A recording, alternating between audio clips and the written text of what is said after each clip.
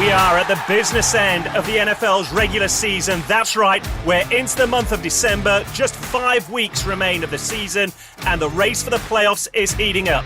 Last week saw big wins for the Dallas Cowboys, the Detroit Lions, the Houston Texans, the Miami Dolphins, and of course in that big one, the San Francisco 49ers over the Philadelphia Eagles.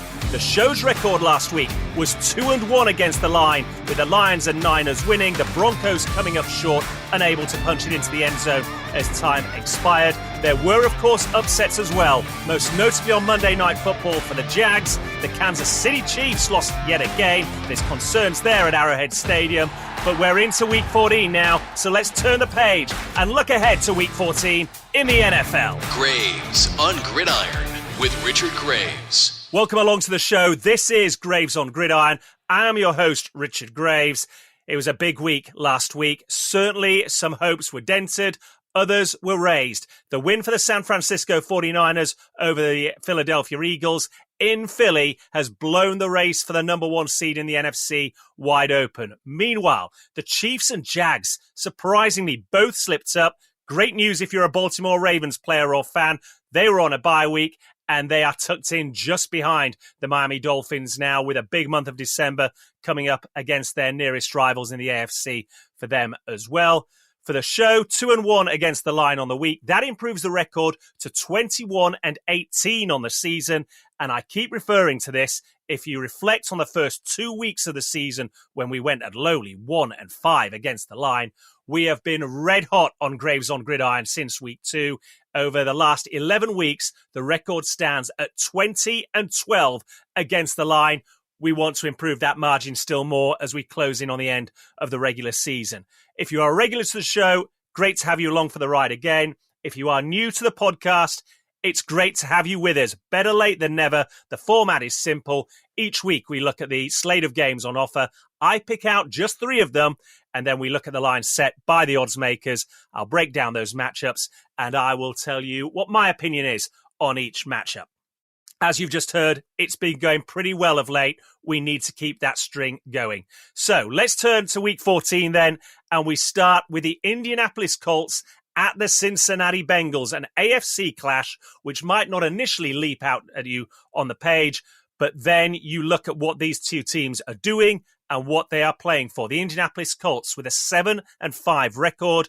The Cincinnati Bengals getting back up to 500, minus Joe Burrow, of course, with that big Monday Night Football win. And I think this is a sneaky good game in the Week 14 schedule. The Colts with Gardner Minshew at quarterback are riding a 4-game winning streak coming into this one, while the Bengals with Jake Browning under center are coming off the back of a dramatic overtime win on Monday Night Football in Jacksonville against the Jags. Indy had only 1 game outside of first place in their division, the AFC South now, thanks to that Bengals victory on Monday night and their own win over Tennessee Titans, a divisional rival themselves in Week 13. The Bengals themselves suddenly find themselves just 1 game outside of a wild card spot in the playoffs. It is a fascinating matchup and one that might just better suit the Cincinnati Bengals when you consider they're on home turf as well. Despite winning last week, the Colts gave up 177 yards rushing on the ground against the Titans. Receiver DeAndre Hopkins was a thorn in their side as well in the passing game. Well, look out, because now here comes Joe Mixon and Jamar Chase with the Cincinnati Bengals. Without lead running back last week, Jonathan Moore, he was missing with a hand injury. The Colts struggled to move the ball offensively on the ground. It is questionable whether or not he will be available to suit up this weekend with that hand injury he's dealing with. Both Alec Pierce and Michael Pittman, though, were big in the passing game for the Colts last week. Both went over 100 receiving yards in the game. And when you consider that the Bengals pass defense ranks a lowly 27th in the National Football League this season, that could be an area to exploit coming into this game. But be warned, the Bengals are sneaky good at taking away the ball. They are the 8th best defense at taking the ball away in the National Football League this year. And you do always have to be a little bit concerned about that risk-reward element in Gardner Minshew's play when he's at quarterback, because although he's thrown 10 touchdowns this year, he's also thrown 7 picks as well. Give credit where it's due. The Colts have found ways to win over the last month, but you do have to factor in who their opponents have been at the same time. The Carolina Panthers, the New England Patriots, the Tennessee Titans, the Tampa Bay Buccaneers. I've got to be honest, even without Joe Burrow at quarterback for the Bengals, I think playing Cincinnati in Cincinnati is a step up in class. They're going to be buoyed by that performance down in Jacksonville on Monday night. I don't think the shortened week is going to affect them. And when you look at the line and you find out they are 1-point underdogs when playing at home against this Indianapolis Colts side, I think that's a little bit of an insult. I think these Bengals players will feel it's a little bit of an insult as well. In a game where Jonathan Taylor may not be good to go, that's a huge miss for the Colts offense. I think the Bengals are going to prove some doubters wrong coming into this one. Take the Cincinnati Bengals at +1. Graves on Gridiron with Richard Graves. Game 2 on our Week 14 slate takes us to Arrowhead Stadium. The Buffalo Bills, with a 6-6 record, going to the home of the Kansas City Chiefs with an 8-4 record on the season, and the Chiefs go into this game as 2.5-point favourites. Now, make no mistake, over the past few years, this has been a heavyweight clash in the AFC. This week, though, I detect just a sniff of desperation about it. Two teams desperate to get a win. Buffalo, because they need to turn around a record that has seen them lose 4 of their last 6 games, and their postseason hopes are in serious jeopardy now as we head into December. Kansas City, because concerns about their offense are now nearing full-blown panic mode. They've lost 3 out of their last 6 themselves. They've only once scored more than 21 points in a game during that stretch. And now their lead at the top of the division in the AFC West is down to just 2 games ahead of the Denver Broncos. The Bills' situation, I have to tell you, it is something of a head-scratcher for me, especially when you look at where they rank defensively and offensively this season in the National Football League. On defense, they rank 5th in takeaways. They've got 20 to their name this season. In points allowed, they're also 5th. They're giving up a click under 19 points per game. The one area of concern, defending the run. They're 20th in the NFL when it comes to stopping opponents on the ground this year. Offensively, they look good. They rank in the top 5 in overall offense, passing offense, and points scored. They're putting up over 27 points a game on average this season, and they have the added element this time around that they've been able to move the ball on the ground. They have the 10th best run game in the National Football League this year. They're averaging 122 yards a game when running the ball. But it's also their run defense, which may be a problem, especially when you look across at what you're facing. And you've got the likes of Isaiah Pacheco, I'll say his name properly, Isaiah Pacheco lining up in the Chiefs' backfield. There's hope that Jerick McKinnon might be available as well this week after missing out on last weekend's loss.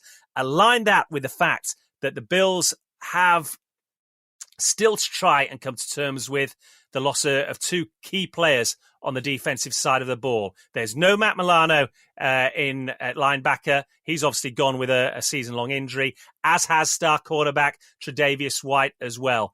And when you consider that Patrick Mahomes is the quarterback that you're dealing with, I think that's an issue, even given all the offensive problems that the Kansas City Chiefs have had to deal with in terms of putting points on the board. Look, as long as Mahomes is back there, the Kansas City Chiefs always have an advantage over the opposition, especially when it's a depleted defense such as the Bills bring into town this weekend. In their favor, I will say this for Buffalo. They are coming off the back of a bye week.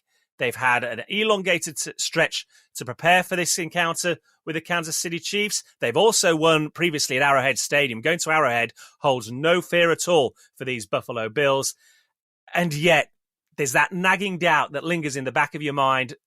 Week in, week out this year, the Bills somehow seem to have found a way to lose games. That's an issue. Andy Reid coach sides do not lose back-to-back games as a rule. And I don't think the Kansas City Chiefs are going to be losing this one this weekend. 2.5-point favorites. I think it'll be a tight game. It might even come down to a game-winning field goal. But I think the Chiefs win. I think they cover at minus 2.5. Graves on Gridiron. Our third and final game in the Week 14 slate. It is America's game of the week. It is the Sunday night football matchup, and it'll have the eyes of the nation watching, as well as those in San Francisco and Detroit, no doubt watching just a little bit closer because the implications could have ramifications for those two teams as well. It sees the Philadelphia Eagles travel to the Dallas Cowboys in an NFC East clash, and I will say right off the Eagles at your peril. All season long, I've seen and heard pundits try to find different ways to criticize this Philadelphia side, be it the margin of victory they've enjoyed isn't big enough, be it the way they're playing, the style in which they've played and won games hasn't been entertaining enough. Well, I tell you what, here we are entering week 14, and this Philadelphia Eagles side that has been much maligned still stands on top of the NFL with the best record in football at 10-2 this season. Yes, they lost last weekend to the San Francisco 49ers, and yes, I know they shipped 42 points defensively in the process. But just look at the run of games they've got after they faced the Cowboys this weekend. It doesn't get much better than this. They've got to go to Seattle. They've got 2 games against NFC East rivals, the New York Giants, and then they've got to play the Arizona Cardinals at Lincoln Financial Field as well. This week, they've added to their defense. They've strengthened with bringing in veteran linebacker Shaquille Leonard. This team is going to be just fine down the stretch, folks. Let's not forget as well, they've already beaten the Dallas Cowboys this year. They hung 28 points on them when they met a month ago in a winning process for the Philadelphia Eagles. They've got a better conference record than the Cowboys. Adding to the mix, they hold the 4th best run defense in the NFL this year. Offensively, they rank 9th overall, 8th in the run game, and they have the 4th best scoring offense in the National Football League, scoring around 27.5 points per game. There's no need right now for the hysteria we saw in some quarters last Monday morning following that 49ers game. But there just might be come next Monday morning. We're not even going to try and hide it this week, folks. We're taking the Dallas Cowboys. Dallas are 14-0 when playing at home in a run that goes all the way back to the start of last season. In the 6 games since their bye this season, Dak Prescott has thrown 20 touchdowns to just 2 interceptions. Do you know how many quarterbacks in the history of the NFL have done that over a 6-game stretch in a single season previously? Just 8.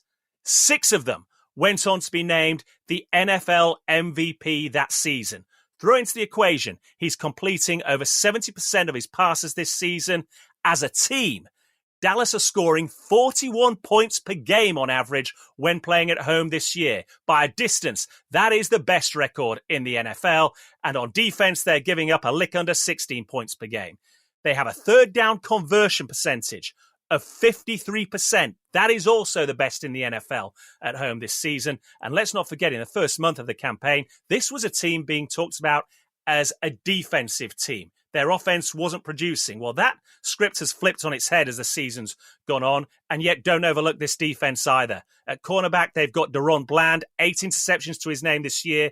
That leads the NFL. And of course, they've got pass rusher Micah Parsons, who himself has got more quarterback pressures than any other player in the National Football League this season. So yes, Philadelphia are at the end of the toughest stretch of their schedule, but their defense looked to be out on its feet last weekend against the San Francisco 49ers, and it wasn't far from that when they beat the Buffalo Bills in overtime the week before as well.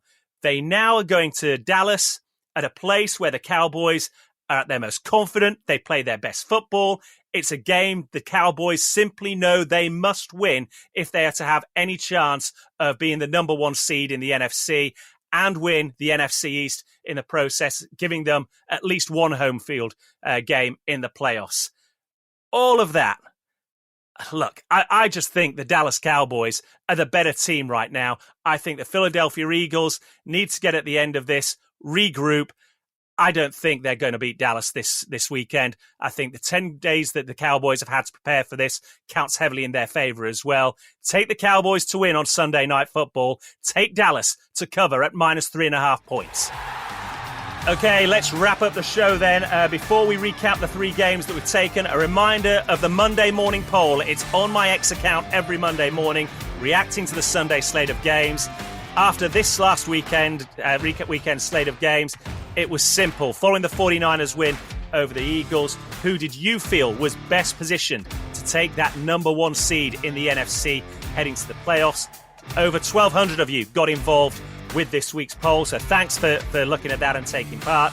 54% of you felt the San Francisco 49ers were now in the pole position to claim that number one seed berth when it comes to the NFC side of the playoff equation. 26% felt that the Philadelphia Eagles can still bounce back from that defeat and cling on to that number one seeded spot. 17% said the Dallas Cowboys. Just 3% felt the Detroit Lions could come up on the inside rail and nick it from all three of them. So thanks for that. Remember, every Monday morning on my X account, @RichardGraves1, there'll be a new poll there, so look out for it and get involved. Let's just recap the three games we've taken from this Week 14 slate. And we start with the Indianapolis Colts going to the Cincinnati Bengals. The Bengals 1-point underdogs going into that game. Take the Bengals to cover at +1. Then it's on to Arrowhead Stadium. The Bills and the Chiefs clashing in the AFC. Take the Chiefs at -2.5 before we finish in Arlington, Texas. A massive NFC East clash between the Eagles and Cowboys. The Eagles looking to bounce back. I don't think they do. Take the Cowboys at -3.5 points. As I always say at this stage in the podcast, remember, first and foremost, it's about having fun. It's about enjoying the NFL action. Always bear that in mind. If you want to read more about the three games we've spoken about on this week's pod, go to my website, www.rdgmedia.uk. Click on that Talking Sport tab, and there you will see Week 14 in the NFL, overcoming the odds, 3 games to watch. You can read all about the 3 games we've spoken about there. Equally, if you just want to interact, hit me up on X, @RichardGraves1. On Instagram, it's RDG Media UK. Or we have our own Graves on Gridiron Facebook page. Plenty of news, views, and articles on that as well. Always a delight to hear from you. And I don't know about you, but I am loving the thrills and spills being thrown at us by the National Football League as we enter the business end of the season now. Much still to play for, no doubt plenty of shocks along the way as well. Enjoy Week 14, but for now, it's so long, everybody. Subscribe to Graves on Gridiron wherever you listen to podcasts. And keep up to date with the latest on Twitter. Search for Richard Graves 1. That's Richard Graves, the number 1.